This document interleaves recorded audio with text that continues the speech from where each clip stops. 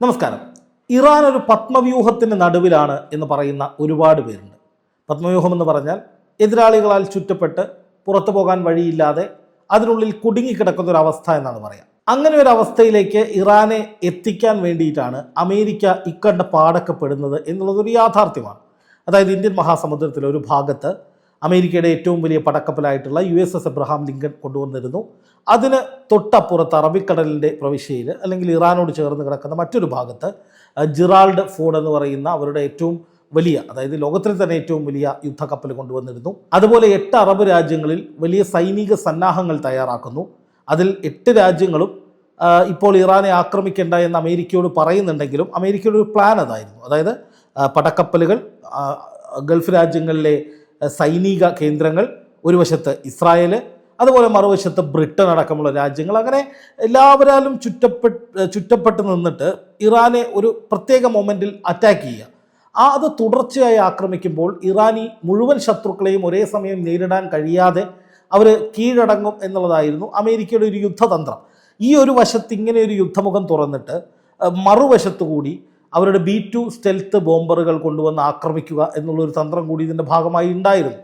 ഇറാനെതിരെ അങ്ങനെ തെറ്റിദ്ധരിപ്പിച്ചൊരു ആക്രമണം നടത്തുക എന്ന ലക്ഷ്യമൊക്കെ അമേരിക്കയ്ക്ക് ഉണ്ടായിരുന്നു. അപ്പോൾ അതിനുവേണ്ടിയാണ് അമേരിക്ക ഇപ്പോൾ ശ്രമിച്ചുകൊണ്ടിരിക്കുന്നത്. ഇപ്പോൾ 10 ദിവസത്തെ സാവകാശം ഇറാന് കൊടുത്തിട്ടുണ്ട്. അതുകൊണ്ട് തന്നെ ഇറാൻ ഈ 10 ദിവസത്തിനുള്ളിൽ ഒരു പുനർവിചിന്തനത്തിന് തയ്യാറാകും. അങ്ങനെ അമേരിക്കയുമായി ഒരു സഖ്യമെന്ന് പറഞ്ഞാൽ അമേരിക്ക പറയുന്ന രീതിയിലുള്ള ഒരു ആണവ കരാറിൽ ഒപ്പിട്ടിട്ട് ആണവ പരീക്ഷണം എന്നേക്കുമായി നിർത്തി ആണവ കേന്ദ്രങ്ങളെല്ലാം അടച്ചുപൂട്ടും എന്ന നിലയിലാണ് ഇപ്പോൾ പാശ്ചാത്യ മാധ്യമങ്ങളൊക്കെ പുതിയ പുതിയ കഥകളുമായിട്ട് മുന്നോട്ട് വരുന്നത്. ഇതിൻ്റെ യാഥാർത്ഥ്യമാണ് നമ്മൾ ഈ വീഡിയോയിൽ പരിശോധിക്കുന്നത്. ആദ്യമേ തന്നെ ഞാനൊരു കാര്യം പറയട്ടെ. ഇപ്പോൾ തന്നെ ഇറാൻ ജയിച്ചു കഴിഞ്ഞിരിക്കുന്നു എന്നുള്ളതാണ് നമ്മൾ മനസ്സിലാക്കേണ്ട ഏറ്റവും പ്രധാനപ്പെട്ട യാഥാർത്ഥ്യം. ആ ജയത്തിൻ്റെ തീവ്രത കുറച്ച് കാണിക്കാൻ വേണ്ടിയിട്ടാണ് അമേരിക്ക ഇപ്പോൾ പെടാപ്പാട് പെട്ടുകൊണ്ടിരിക്കുന്നത്. ഞാൻ അങ്ങനെ പറയാനുള്ളൊരു കാരണം, അമേരിക്കയ്ക്ക് ഒരു കാരണവശാലും ഇറാനെ ആക്രമിക്കാൻ കഴിയില്ല എന്ന് ഇന്നത്തെ ചില അന്താരാഷ്ട്ര സംഭവ വികാസങ്ങളിലൂടെ വ്യക്തമായി കഴിഞ്ഞിരിക്കുകയാണ്. അതിനെ മറികടന്ന് ഇറാനെ അമേരിക്ക ആക്രമിച്ചിട്ടുണ്ടെങ്കിൽ ട്രംപ് എന്ന പ്രസ്ഥാനം അവിടെ തീർന്നു. അങ്ങനെ തന്നെ കരുതണം. ട്രംപ് ഒരു പ്രസ്ഥാനമാണ് എന്ന് ഞാൻ പറയാനുള്ള കാരണം അദ്ദേഹത്തിൻ്റെ നടപ്പും ഭാവവും വാക്പ്രയോഗങ്ങളും വെല്ലുവിളിയൊക്കെ കാണുമ്പോൾ ഞാൻ സ്വയം ഒരു പ്രസ്ഥാനമാണ് എന്ന നിലയിൽ ട്രംപ് കരുതുന്നുണ്ട് എന്ന് നമ്മൾ വിശ്വസിക്കണം. അങ്ങനെ വിശ്വസിപ്പിക്കാനാണ് ട്രംപ് അങ്ങനെയൊക്കെ കാണിക്കുന്നത്. അതുകൊണ്ട് തന്നെയാണ് ആ പ്രസ്ഥാനം എന്ന പദം ഞാൻ ഉപയോഗിച്ചത്. അമേരിക്ക എന്ന രാജ്യമല്ല, മറിച്ച് ട്രംപ് എന്ന പ്രസ്ഥാനത്തിന് അവസാനമാകുന്ന വിധത്തിലേക്കാണ് ഇപ്പോൾ കാര്യങ്ങൾ പോയിക്കൊണ്ടിരിക്കുന്നത്. വ്യക്തമായി പറഞ്ഞാൽ ട്രംപ് ഇപ്പോൾ ഇറാനു നേരെ നടത്തിക്കൊണ്ടിരിക്കുന്ന യുദ്ധനീക്കങ്ങൾ തൻ്റെ ജാള്യത മറയ്ക്കാനും തോൽവി മറയ്ക്കാനും വേണ്ടിയുള്ള വെറും ഒരു ശ്രമം മാത്രമാണ്. കാരണം 2 മാസമായി ട്രംപ് നടത്തിക്കൊണ്ടിരിക്കുന്ന വെല്ലുവിളികൾ ഇറാൻ തങ്ങളുടെ രോമത്തിൽ പോലും തൊട്ടിട്ടില്ല എന്ന മട്ടിൽ തട്ടിക്കളയുമ്പോൾ ട്രംപിനെ സംബന്ധിച്ച് അതൊരു വലിയ അപമാനമാണ്. നമുക്കറിയാം, ലോക നേതാക്കളുടെ കാര്യം പരിശോധിച്ചാൽ ഏറ്റവും ഈഗോയിസ്റ്റ് ആയിട്ടുള്ള നേതാവാണ് ഡൊണാൾഡ് ട്രംപ്. അദ്ദേഹത്തിൻ്റെ വാർത്താ സമ്മേളനങ്ങൾ കണ്ടിട്ടുള്ളവർക്കറിയാം. അല്ലെങ്കിൽ നിങ്ങൾ യൂട്യൂബിൽ ട്രംപിൻ്റെ വാർത്താ സമ്മേളനങ്ങൾ പരിശോധിക്കുക. അതിലൊക്കെ ട്രംപ് എപ്പോഴും അയാളാണ് ലോകത്തിലെ ഏറ്റവും വലിയ നേതാവ്, ലോകം എൻ്റെ കാൽ കീഴിലാണ് എന്ന മട്ടിലാണ് സംസാരിക്കാറുള്ളത്. മാധ്യമപ്രവർത്തകരോട് പൊടുന്നനെ ഒരു വെല്ലുവിളിയല്ല, മറിച്ച് അവരെ പേടിപ്പിക്കുന്ന രീതിയിലേക്ക് പൊടുന്നനെ പ്രതികരണങ്ങൾ നടത്തുക, എപ്പോഴും എല്ലാവരെ കൊണ്ടും വാവ് എന്ന് പറയിപ്പിക്കുക. അതായത് ഞെട്ടലോടുകൂടി, അംഗീകാരമായിട്ടല്ല, മറിച്ച് അയ്യോ അങ്ങനെയാണോ, അങ്ങനെ ഒരു തോന്നലുണ്ടാക്കുന്ന വിധത്തിൽ എന്തോ വലുത് ചെയ്യും എന്ന പ്രതീതി സൃഷ്ടിക്കുന്ന വിധത്തിലൊക്കെ ട്രംപ് അയാളെ തന്നെ ബൂസ്റ്റ് ചെയ്യുന്ന പ്രവണത നമ്മൾ പലപ്പോഴും കണ്ടിട്ടുണ്ട്. വെറുതെ ഒരു ഉദാഹരണം പരിശോധിക്കുകയാണെങ്കിൽ, നൊബേൽ സമ്മാനം കിട്ടാൻ വേണ്ടി, സമാധാനത്തിനുള്ള നൊബേൽ സമ്മാനം കിട്ടാൻ വേണ്ടി ട്രംപ് ഒരു പ്രഖ്യാപനം നടത്തിയിരുന്നു. യുക്രൈൻ റഷ്യ യുദ്ധം ഞാനിപ്പോൾ അവസാനിപ്പിക്കും. അതിന് തൊട്ട് മുമ്പ് അദ്ദേഹം പറഞ്ഞു, ഇസ്രായേൽ ഹമാസ് വിഷയം ഞാനിപ്പോൾ അവസാനിപ്പിക്കും. ഗസയിലേക്ക് പട്ടാളക്കാരെ വിട്ട് അവിടെ നിന്ന് ലക്ഷക്കണക്കിന് 25 ലക്ഷത്തോളം വരുന്ന പലസ്തീനികളെ അവിടെ നിന്ന് തുരത്തി, അതിനുശേഷം അവിടെ സൈനികർ വന്ന്, അമേരിക്കൻ സൈനികരെത്തിയിട്ട് അവിടെ ഉല്ലാസ കേന്ദ്രങ്ങൾ ഉണ്ടാക്കും, അവിടെ സൈനികർ ഉല്ലാസ കേന്ദ്രങ്ങളിൽ ആറാടും എന്ന മട്ടിലൊക്കെ ട്രംപ് പ്രസ്താവനകൾ നടത്തിയത് നമ്മൾ കേട്ടിട്ടുണ്ട്. ഇതിലേതെങ്കിലും നടന്നിട്ടുണ്ടോ? ഇസ്രായേൽ ഹമാസ് യുദ്ധം ഇപ്പോൾ താൽക്കാലികമായി നിർത്തിവെച്ചിരിക്കുന്നത് ഹമാസിൻ്റെ കാരുണ്യത്തിലാണ്. അതായത് ഇസ്രായേൽ സൈന്യം തങ്ങൾ പറയുന്ന ഭാഗത്തേക്ക് പിന്മാറണം എന്ന് ഹമാസ് പറഞ്ഞതിൻ്റെ അടിസ്ഥാനത്തിൽ ഇസ്രായേൽ സൈന്യം അംഗീകരിക്കാൻ തയ്യാറായപ്പോഴാണ് ബന്ദികളെ വിട്ടുകൊടുക്കാൻ ഹമാസ് തയ്യാറായത്. അപ്പം അതുകൊണ്ട് തന്നെ ഈ ട്രംപ് പറയുന്ന വെല്ലുവിളികൾ അല്ലെങ്കിൽ ട്രംപിൻ്റേതായി വരുന്ന ഇത്തരം വീരവാദങ്ങൾ ഒന്നും തന്നെ പ്രാവർത്തികമായ ചരിത്രം നമുക്ക് മുന്നിലില്ല. ഇപ്പോൾ ഉണ്ടായത് ഒരെണ്ണം പറയുകയാണെങ്കിൽ വെനസ്വലയിലാണ്. വെനസ്വലൻ പ്രസിഡന്റ് നിക്കോളസ് മെഡൂറോയെ ഒരു സുപ്രഭാതത്തിൽ അമേരിക്കൻ സൈന്യം ഡെൽറ്റ ഫോഴ്സ് എന്ന് പറയുന്ന ട്രംപിൻ്റെ ഏറ്റവും വലിയ സൈന്യം തട്ടിക്കൊണ്ടുപോയി. പക്ഷേ ആ തട്ടിക്കൊണ്ടുപോകലിന് മുന്നോടിയായി ഏതാണ്ട് ഒരു മാസത്തോളം ഇതേപോലെ വെല്ലുവിളികളും സൈനിക നീക്കങ്ങളും അമേരിക്ക നടത്തിയിരുന്നു. ശരിയാണ്.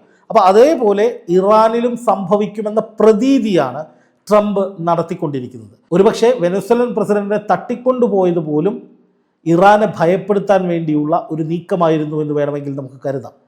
കാരണം വെനസ്വലൻ പ്രസിഡന്റിനെ ഞങ്ങൾ കൊണ്ടുപോയി, ഇതേപോലെയാണ് ഞങ്ങൾ ഇറാനിലേക്ക് വരുന്നത്, ഞങ്ങൾ പടക്കപ്പലുകൾ വിടും, പല രാജ്യങ്ങളിലും ഞങ്ങളുടെ സൈനിക കേന്ദ്രങ്ങൾ ശക്തമാക്കും, നൂറുകണക്കിന് ഫൈറ്റർ ജെറ്റുകളെ കടലിൽ കൊണ്ടുവന്ന് ഈ പടക്കപ്പലുകളിൽ നിർത്തും, ഇസ്രായേൽ കളത്തിലിറങ്ങും, ബ്രിട്ടൻ കളത്തിലിറങ്ങും, പലരും കളത്തിലിറങ്ങും, അങ്ങനെ ഞങ്ങൾ ഏത് നിമിഷവും നിങ്ങളെ അടിച്ച് ഖാംനെയിയെ കൊണ്ടുപോകുമെന്ന ഭീതി, അത് സാധാരണ രാജ്യങ്ങളെ സംബന്ധിച്ചാണെങ്കിൽ ഈ വെനസ്വേല കണ്ട് പേടിക്കേണ്ടതാണ്. കാരണം ഒരു മാസത്തോളം ഒരു പടക്കപ്പലുകളൊക്കെ കൊണ്ടുവന്നിട്ടിട്ട് വലിയ ഭീകരാന്തരീക്ഷം സൃഷ്ടിച്ച് ഒരു സുപ്രഭാതത്തിൽ ഡെൽറ്റ ഫോഴ്സ് ആ രാജ്യത്തേക്ക് കടന്നു കയറി അവിടുത്തെ ഭരണാധികാരി കൊണ്ടുപോകുക എന്ന് പറഞ്ഞാൽ അത് വലിയ കാര്യമാണ്. വലിയ കാര്യമെന്ന് പറഞ്ഞാൽ അത് ഒരു അപ്രതീക്ഷിതമായിട്ടുള്ള നമ്മൾ ഒരിക്കലും കരുതാത്ത വിധത്തിലുള്ള നീക്കമാണ്. അപ്പോൾ അത് ശരിക്കും ഇറാൻ അല്ലായിരുന്നു എതിരാളികളെങ്കിൽ, അമേരിക്ക ഇപ്പോൾ വെല്ലുവിളിക്കുന്നത് ഇറാൻ അല്ലാതെ മറ്റേതെങ്കിലും ഒരു രാജ്യത്തെ ആയിരുന്നുവെങ്കിൽ ഒരു പക്ഷേ ആ രാജ്യം പേടിച്ച് കാലിൽ വീണേനെ. അതായിരുന്നിരിക്കണം ട്രംപിൻ്റെ തന്ത്രം. പക്ഷേ ഇവിടെ ഇറാൻ ആയതുകൊണ്ട്, ഇറാൻ ഒരിക്കലും കീഴടങ്ങാനുള്ള മനസ്സില്ലാത്തത് കൊണ്ട്, അവിടുത്തെ പരമോന്നത നേതാവിൻ്റെ പേര് ആയത്തുള്ള അലി ഖാംനെയി എന്നതായതുകൊണ്ട്, കഴിഞ്ഞ 47 വർഷമായി സാമ്രാജ്യത്വത്തിനെതിരെ ശക്തമായി നിലപാട് സ്വീകരിക്കുന്ന പശ്ചിമേഷ്യയിലെ ഏക രാജ്യമെന്ന നിലയിൽ ഖ്യാതി നേടിയ രാജ്യമായതുകൊണ്ട് ഇറാൻ വിട്ടുവീഴ്ചയ്ക്ക് തയ്യാറായില്ല എന്നുള്ളതാണ് നമ്മളിവിടെ കാണേണ്ട കാര്യം. അവിടെയാണ് ട്രംപിന് അടിപതറിയത്. അതുകൊണ്ട് തന്നെ ട്രംപ് ഇപ്പോൾ മറ്റു രാജ്യങ്ങളെയൊക്കെ കൂട്ടുപിടിച്ച്, അതായത് ഗൾഫ് രാജ്യങ്ങളിലെ സൈനിക കേന്ദ്രങ്ങൾ, ഇസ്രായേൽ, ബ്രിട്ടൻ തുടങ്ങിയ എല്ലാവരെയും കൂട്ടുപിടിച്ച് വലിയൊരു ഭീതി ഉണ്ടാക്കി ഉപരോധവും ആ നിലയിലുള്ള വിലക്കുകളും ഒക്കെ കടുപ്പിച്ച് ഇറാനെ കാൽക്കൽ വീഴ്ത്താനുള്ള തന്ത്രമാണ് കഴിഞ്ഞ 2 മാസമായി പയറ്റിക്കൊണ്ടിരിക്കുന്നത്. നോക്കുക, എന്തൊക്കെ നടപടികൾ ഇറാന് നേരെ അമേരിക്ക സ്വീകരിച്ചു, എന്തൊക്കെ വെല്ലുവിളികൾ നടത്തി, എന്നിട്ടും ഇറാൻ ഇങ്ങനെ തല ഉയർത്തി നിൽക്കുകയാണ്. അത് ഇറാൻ്റെ വലിയ വിജയമാണ്. പക്ഷെ ഞാൻ പറഞ്ഞ വിജയം അതല്ല, ബ്രിട്ടൻ ഇന്ന് നടത്തിയൊരു പ്രസ്താവനയാണ്. ഇറാന് നേരായ ആക്രമണത്തിൽ ഞങ്ങൾ ഉണ്ടാകില്ല, അല്ലെങ്കിൽ ഇറാനെതിരായ യുദ്ധം വേണ്ട എന്ന് ബ്രിട്ടൻ പറഞ്ഞിരിക്കുന്നു. സമാനമായ രീതിയിലാണ് ബ്രിട്ടൻ എന്ന് പറയുന്നത് നാറ്റോ സഖ്യത്തിലെ ഏറ്റവും പ്രധാനപ്പെട്ട പങ്കാളിയാണെന്ന് ആലോചിക്കണം. അമേരിക്കയുടെ ഏറ്റവും വലിയ നാറ്റോ പങ്കാളിയാണ് ബ്രിട്ടൻ. ബ്രിട്ടൻ പറയുകയാണ് ഇവിടെ നിന്ന് ഇറാനിലേക്ക് ഒരു ആക്രമണത്തിൽ ഞങ്ങൾ സമ്മതിക്കില്ല, ഇറാനെതിരായിട്ടുള്ള യുദ്ധം വേണ്ട. ഇതേ രീതിയിലാണ് അമേരിക്കയുമായി ചങ്ങാത്തമുള്ള 8 അറബ് രാജ്യങ്ങളും പറഞ്ഞത്. അതിൽ UAE ആദ്യം തന്നെ വന്നു, സൗദി രംഗത്ത് വന്നു. ഒരുപക്ഷെ ഈ അറബ് ലീഗിലെ അല്ലെങ്കിൽ ഓർഗനൈസേഷൻ ഓഫ് ഇസ്ലാമിക് കോഓപ്പറേഷൻ എന്ന് പറയുന്ന OICയിലുള്ള അറബ് രാജ്യങ്ങൾ തമ്മിലൊക്കെ പല അഭിപ്രായ വ്യത്യാസങ്ങളുമുണ്ട്. ഇസ്രായേൽ ഗസ വിഷയത്തിലൊക്കെ ഇറാൻ തുടക്കം മുതലേ ഇസ്രായേലിനെതിരെ നിലപാട് സ്വീകരിക്കണം, ഇസ്രായേലിനെ പാഠം പഠിപ്പിക്കണം എന്നൊക്കെ പറഞ്ഞിട്ട് തുർക്കി മാത്രമേ അന്ന് ഇറാനൊപ്പം നിൽക്കുന്ന സാഹചര്യം ഉണ്ടായിരുന്നുള്ളൂ. ബാക്കി രാജ്യങ്ങളൊക്കെ ഇസ്രായേലിനെതിരായി കടുത്ത നടപടികളിലേക്ക് പോകണ്ട, പലസ്തീനൊപ്പമാണ് എങ്കിലും ഇസ്രായേലിന് നേരെ വലിയ ആക്രമണങ്ങളിലേക്ക് കടക്കണ്ട എന്ന് തങ്ങളുടെ സുരക്ഷിതത്വത്തിൻ്റെ അടിസ്ഥാനത്തിൽ പറഞ്ഞ രാജ്യങ്ങളാണ്. ഇപ്പോൾ അതേ രാജ്യങ്ങൾ അമേരിക്ക ഇറാനെ ആക്രമിക്കാൻ പോകുന്നു എന്ന് പറയുമ്പോൾ ഇറാനെ ഭയന്ന്, ഇറാനെതിരെ നിലപാട് സ്വീകരിക്കാത്ത രാജ്യങ്ങളൊന്നുമല്ല ഇവർ. പക്ഷേ ഇപ്പോൾ ഇവർ ഇറാനെ ആക്രമിക്കരുത് എന്ന് പറയുന്നത് ഇറാനോടുള്ള ഭയം നിമിത്തമാണ്. ബ്രിട്ടൻ അങ്ങനെ പറയുന്നത് ഇറാനോടുള്ള ഭയം നിമിത്തമാണ്. കാരണം ഇറാൻ ആരെയൊക്കെ വേണമെങ്കിലും ആക്രമിക്കാമെന്ന നിലപാടിലാണ്. അതിനുള്ള സന്നാഹങ്ങൾ ഇറാൻ ഉണ്ട് എന്നവർ തെളിയിക്കുകയും ചെയ്തു. അതിനുള്ള സന്നദ്ധത അവർക്കുണ്ട് എന്നവർ ആക്രമണത്തിലൂടെ പയറ്റി തെളിയിച്ച് കാണിച്ചതുമാണ്. അപ്പോൾ സ്വാഭാവികമായിട്ടും ഇറാൻ ഒരു ഭയത്തിൻ്റെ അടയാളമായി മാറുകയാണ്. അറബ് രാജ്യങ്ങൾ അമേരിക്കയ്ക്കൊപ്പമില്ല, ബ്രിട്ടനില്ല, ഇസ്രായേൽ ഇപ്പോൾ ഇറങ്ങും ഇറാന് നേരെ ആക്രമണം നടത്തുമെന്നൊക്കെ പറഞ്ഞിട്ട് ഇസ്രായേൽ ഈ പറച്ചിലിനപ്പുറം ഒരു സൈനിക നീക്കം പോലും ഇറാനെതിരെ നടത്തിയിട്ടില്ല. ഇറാനെ ലക്ഷ്യം വെച്ച് എന്തെങ്കിലും ഒരു നീക്കത്തിലേക്ക് അവർ കടന്നതായി ഇതുവരെ എവിടെയും വാർത്തകൾ വന്നിട്ടില്ല. ഇസ്രായേൽ അങ്ങനെ ക്ലെയിം ചെയ്തിട്ടുമില്ല. അതുകൊണ്ടാണ് ഞാൻ പറഞ്ഞത്, ഈ വീഡിയോയുടെ തംബ്നെയിലിൽ ഞാൻ കൃത്യമായി പറയുന്നത് ഇത് ഇറാന് വൻ വിജയമാണ് എന്നാണ്. ഒരു യുദ്ധത്തിലേക്ക് ഇനി അമേരിക്ക കടക്കുകയാണെങ്കിൽ ട്രംപ് തീർന്നു എന്ന് പറയുന്നതും വെറുതെയല്ല.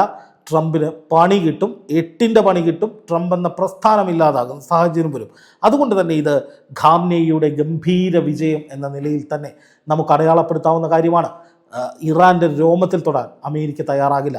ഇതൊക്കെ വെറും പേടിപ്പിക്കലാണ്. അടുത്ത ഒരു മീറ്റിങ്ങോടുകൂടി, അതായത് ഇനിയൊരു യോഗം കൂടി വരാം, മധ്യസ്ഥ രാജ്യങ്ങൾ വരാം, എന്തു തന്നെ വന്നാലും അടുത്ത ഒരു ചർച്ചയോടുകൂടി പരിപാടി അമേരിക്ക ഇവിടെ അവസാനിപ്പിക്കും. അല്ലാതെ അമേരിക്ക ഇനി കടന്നു കയറുകയാണെങ്കിൽ അത് വലിയ തിരിച്ചടിയായിരിക്കും അമേരിക്ക ഉൾപ്പെടെ 11-12 രാജ്യങ്ങൾക്ക് ഉണ്ടാക്കുക. ഇറാൻ തലങ്ങും വിലങ്ങും അടിക്കും. റഷ്യയും ചൈനയും ഇറാനു വേണ്ടി കളത്തിൽ ഇറങ്ങിക്കഴിഞ്ഞു. അതുകൊണ്ട് ഇതൊരു പ്രാദേശിക യുദ്ധം എന്ന നിലയിൽ ഡെവലപ്പ് ചെയ്യും. വലിയ പ്രശ്നങ്ങളുണ്ടാകും. അതിൻ്റെ ഉത്തരവാദിത്വം അമേരിക്ക പറയേണ്ടി വരും. എന്തായാലും നിലവിലെ സാഹചര്യത്തിൽ ഇറാന് വലിയ വിജയമുണ്ടായിരിക്കുന്നു. ബ്രിട്ടൻ പിന്മാറിയിരിക്കുന്നു. നാറ്റോ സഖ്യത്തിലെ ഏറ്റവും വലിയ അമേരിക്കയുടെ ചങ്ങാതിയായ ബ്രിട്ടൻ പോലും ഇറാനെ പേടിച്ച് പിന്മാറി എന്ന് പറയുമ്പോൾ അത് ഇറാൻ്റെ വലിയ വിജയമാണ് എന്ന കാര്യത്തിൽ ഒരു സംശയവുമില്ല. അമേരിക്കയുടെ അത്രയും വലിയ പിന്തുണയുണ്ടായിട്ടും അറബ് രാജ്യങ്ങളോ ബ്രിട്ടനോ ഒന്നും ഈ യുദ്ധത്തിലില്ല എന്ന് പറഞ്ഞ് ഓടി രക്ഷപ്പെടുന്നത് ഇറാൻ്റെ കരുത്തിനുള്ള അംഗീകാരമാണ്, ഇറാൻ്റെ വലിയ വിജയമാണ്. അതാണ് യാഥാർത്ഥ്യം.